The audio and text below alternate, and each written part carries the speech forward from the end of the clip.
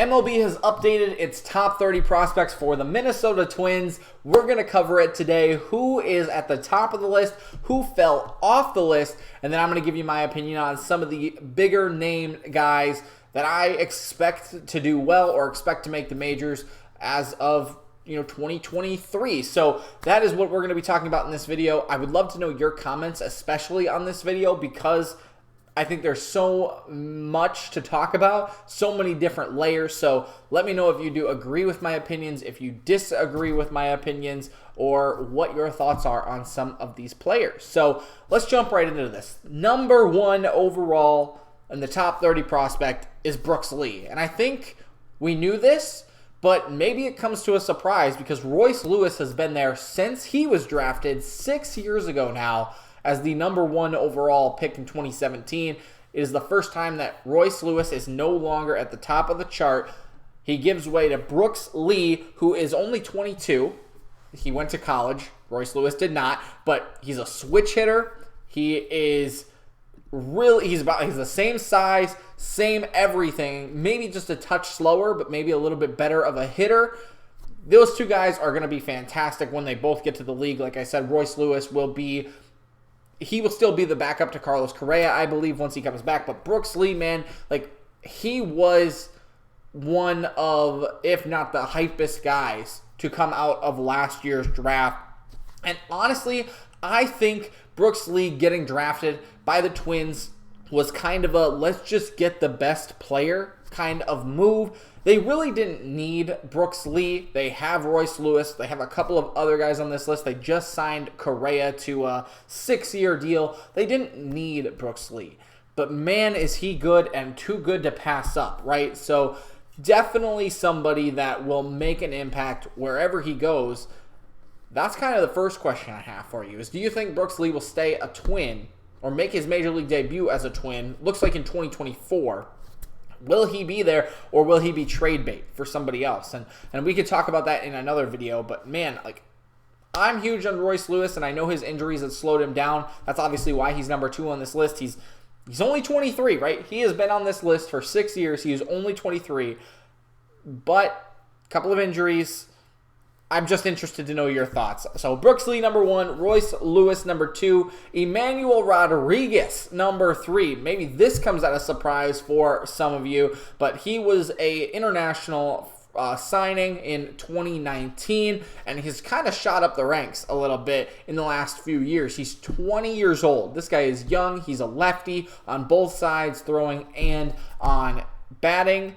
The dude has a great arm. This is what it says. He is known for his tremendous raw power. Where have you heard that before? Alex Kirilloff, maybe? He is an outfielder in high A. Of course, he's only in A ball, with the mighty muscles. So he's definitely got a ton of time to continue to work, and who knows what the Twins are going to do with their 9 outfielders, 5 of which are left-handed.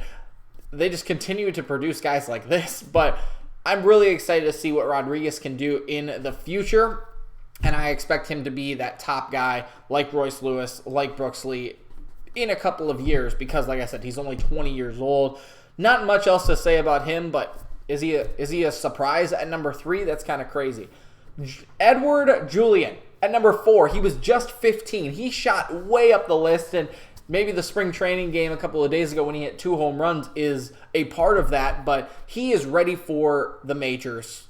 Like I've said so many times, I don't think he is quite there, not in terms of talent, but in terms of space, right? What do you do with Polanco? Yes, Royce Lewis is hurt, but he's going to come back. You just signed Correa. You signed 2 guys who will fill in at third base because you got rid of Urshela, and you don't have Royce Lewis in Donovan Solano and Kyle Farmer.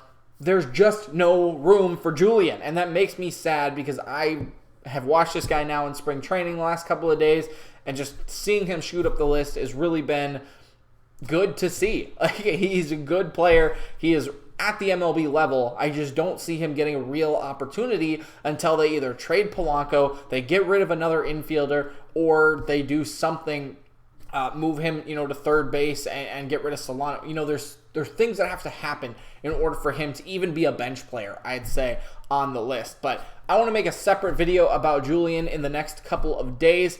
He's good, man. He's good. He's a lefty. He plays second base, so you get Polanco out of there. He will fill in nicely. And he's another lefty infielder. You don't see a lot of those, especially with the Twins. Like, you do have Kirilloff at first base. You have Polanco's a switch hitter, but obviously Miranda, Correa, Polanco from the other side. Kyle Farmer now, Solano, they're all right-handed. So to get Julien in there as a lefty is great. He's 23. I think he's ready. And then the last guy I want to talk about, at least in the top 5 or so, is Connor Prelip. And the reason he's a lefty pitcher, he's the first pitcher on this list, but he's a lefty. He is in rookie ball. He is 22 years old. I expect big things from him. He's from Tomah, Wisconsin, which is like an hour and a half up the road for me, which is kind of cool. I'd love to see this guy do well because the Twins need more left-handed pitching. If you look through their entire prospect list, there is 3. There's 3 left-handed pitchers. I thought there was 2. There is 3. The other guy is Brent Hedrick, who was on the 40-man roster. And then the last guy is Jalen Nolan. I've never heard of some of these guys, to be honest. I don't know if it makes me a false Twins fan or not, but some of these guys are just no name to me. I'd never heard of them. They're really low in A-ball, high A, rookie still. So a lot of development needs to go on for the Twins, but it's really good to see a guy like this who's a lefty pitcher, because that's where the Twins struggle, either in the bullpen or in their starters. I don't think they have a starting lefty, so to get him in the top 5 is really good. You also look in the top 10, you've got Wallner, you've got Woods Richardson, you've got Louis Varland. I expect those guys to be major leaguers this year, so they'll probably come off the list. Matt Canterino, my gosh, can't speak, but he is also in the major league club. He's right there. He's their 13th overall prospect, and that's kind of your big names in the top 10 to 15 that are ready. Obviously, Jose Salas, they just got from the Miami trade. He should be a big name, but he is in high A. Still a couple of years left for him. Austin Martin is another big name I think people may be expecting. He is the 12th prospect. Salas was the 9th. And Martin, he can play everywhere, but he is 23 still. He's just like Royce Lewis. He's got plenty of time. He was really young when he came into the league or into the system. He's in Double-A. I would expect him to kind of move up the ranks within the next 2 years or so as well. Here's the problem, and maybe you kind of noticed it as I was speaking. A lot of these guys play the infield. Brooks Lee, infield shortstop. Royce Lewis, shortstop. Julien, shortstop. Martin, shortstop. Salas, shortstop, although I wouldn't consider him in this group. Those 4 guys are good players. They will probably be major leaguers and good major leaguers. Maybe not, Nolan Arenado, maybe not Carlos Correa, but they're good infielders. Where are you putting them, right? Where are you putting them?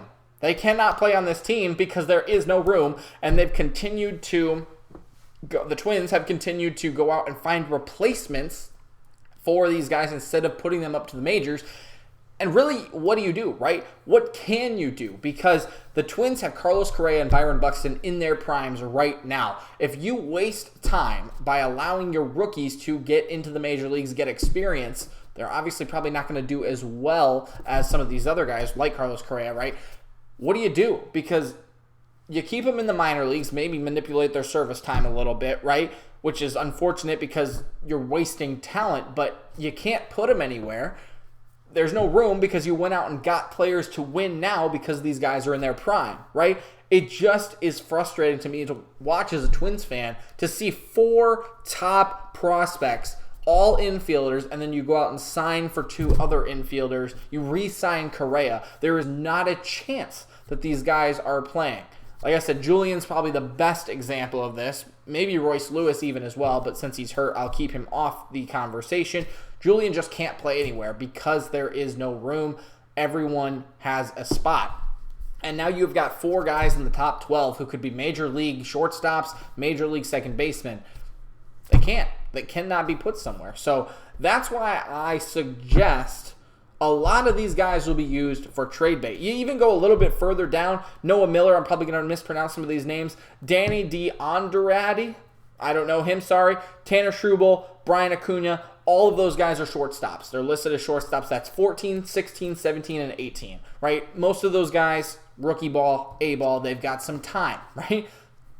But when are they going to get the opportunity? They're not, especially if you've got young guys like Brooks Lee and Julien and Salas coming up who are a little ahead of them, right? One name you might not have heard on this list, and this is the final point that I'll say, where's Aaron Sabato, man? He fell off the list. He was like the 11th ranked prospect the last time that the prospect lists came out. He completely fell off. He is in the spring training invite. He only batted .209 last year. He did hit like 20-something home runs, I think. But man, that's a real disappointment. I think he was a first rounder in 2020, I believe, maybe a second rounder. I don't have it pulled up in front of me, but he was a high valued guy. And for him to fall off and just become a power hitter, like Sano, like Logan Morrison, that really, it makes me sad because I was big on Sabato, and I hope he can really find it again this year because, like I said, I'm a huge fan of him when he was in Beloit. Or he wasn't in Beloit, but he was with the Colonels, and I saw him in Beloit. So that was really cool to see him, and he did really well in that game. I think he had 2 home runs or 3 home runs in that series, but that's the kind of guy I want to see. The Twins need first baseman, right? They need another power guy who can actually hit instead of Miguel Sano, who strikes out all the time. But it's really sad to see Sabato fall out of the top 30. And for a lot of these really, really young guys, I think Sabato was a little bit older as well. So to see him fall out is really sad, especially because that's what the Twins need. There really is not a first baseman on this list. There is not a first base. There's one, Rafael Cruz, 24th overall prospect. He is the only first baseman listed on this list. That's a little concerning for the Twins moving forward. But maybe they can use him as trade bait. Maybe they can kind of push him up to the majors, and he's like a Nick Gordon who got an opportunity and did well. I don't know. We'll have to see because a lot of these guys that are higher prospects are on a track to go up every single year and do better, and then they get to the major leagues where some of these guys a little bit lower, like Brent Hedrick, right? He's a lefty pitcher, wasn't really a top prospect. He's 25th. They'll throw him into the major league, see how he can do, and then he gets DFA'd, right? So that's kind of how it goes. See how they do. Give him a chance at least. So maybe they give Sabato a chance. I'm just a big fan of Sabato, but that's not the point. The point is, here's the top 30. Let me know what you guys think of these certain guys. Who's going to do well in your eyes? Who should get an opportunity this year? And let me know if any of these guys should be trade bait. Thanks for watching, and we'll see you next time.